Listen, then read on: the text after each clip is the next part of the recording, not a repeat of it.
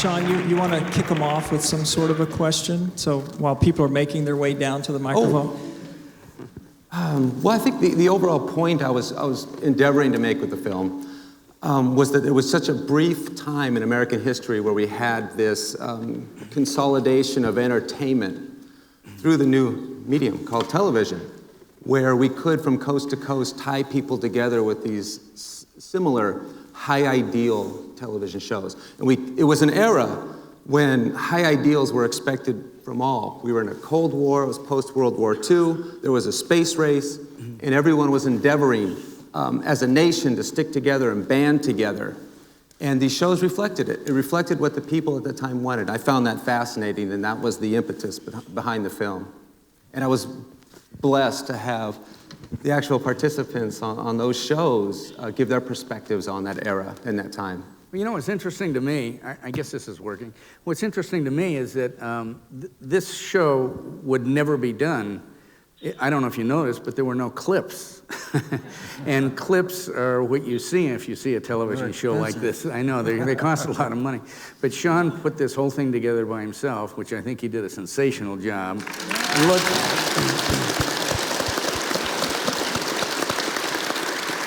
It looked wonderful, and what's cool about it is you'll never see another show like it again without clips.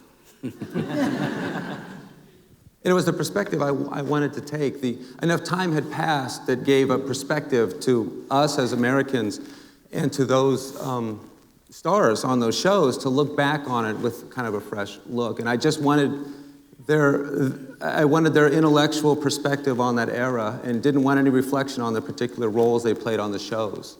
I didn't think it was necessary for this message for this film. You know something, I was involved with it, and it even gave me a new perspective, really. It's more philosophical than I normally get. I'm a pretty simple person. Yeah, but you were pretty philosophical, I'll say that, wow. So it's uncomfortable for me, but God, it turned out great. Appreciate it. I think that's right. I think the deal is that I think you have to be on the air for 50 years to be iconic. I think that's the kind Yes, iconic. that helps. Makes one feel definition. You got to be really old like we are. It's quite an honor to be called an icon, and so many years go by, and you meet so many people who have watched you and have grown older with you, and then their children are part of your life as well. Having the parents who are having the children watch the show, and it really becomes a family affair. And I think Ken really touched on it, that there are so few shows now that are available to us where we can all sit down as family members and enjoy it together and look at each other as a family and say, look, this is how we should be wanting to behave. This is how we should be relating to each other. And I think that Sean made a very, very good presentation about that. And that's what I got mostly from the show, was that it's hard to find shows that have that kind of morality and ethics that we're all wanting in our lives. We all yearn for it and look for it. Leave It to Beaver was written by two guys who had 7 kids between them. Joe Conley's, one of his younger sons, was sort of the pattern for Beaver.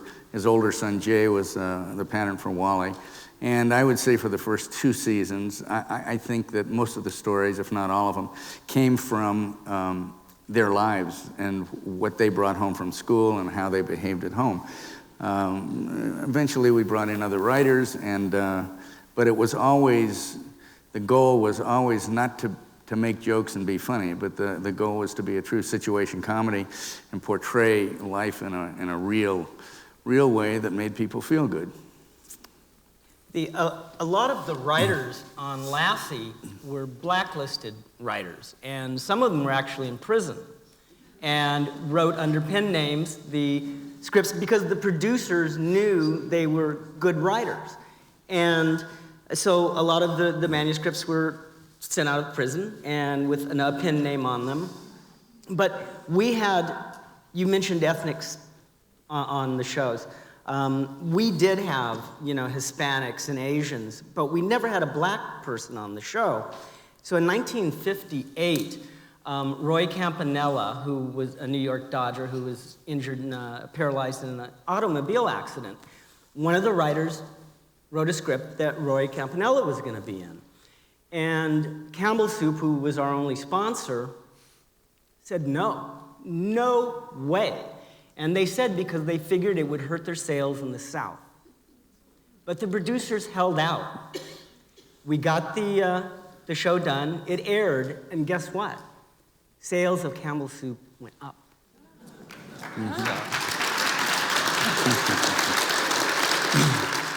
Tony will agree with me. There wasn't any punchlines in Leave It to Beaver. It's a modern day sitcom. It's a setup, funny line.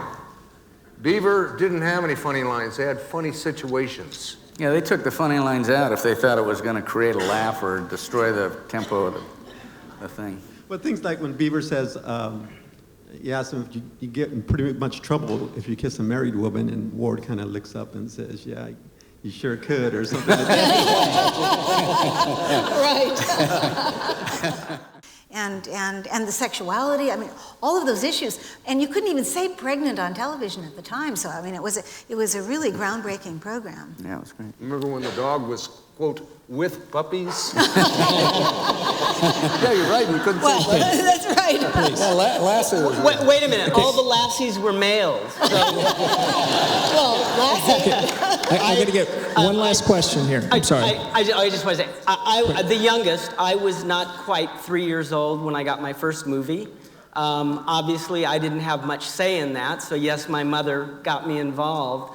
But like I said, it was 7 movies before Lassie and afterwards, and I just released my autobiography, and it's called Timmy's in the Well. It's great. You better hurry. Quick. Thank you very quickly. First of all, Tony, major crush. Major crush. It's very nice to have you all here. Thank you for coming. He's in room 432. Thank you.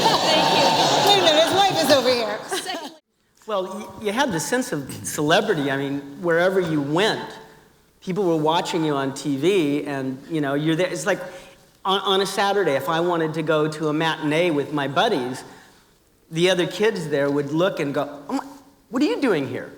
You're not supposed to be here." But I mean, it was different. We didn't have the paparazzi. We didn't have all of that craziness that's today. So I didn't know. I really didn't have an idea, and I was treated the same as my brother and sister at home. I wasn't treated. I had to clean my room, and I got 50 cents allowance. So, I didn't have a clue.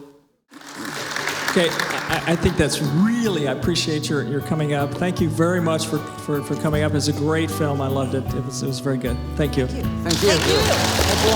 Thank you.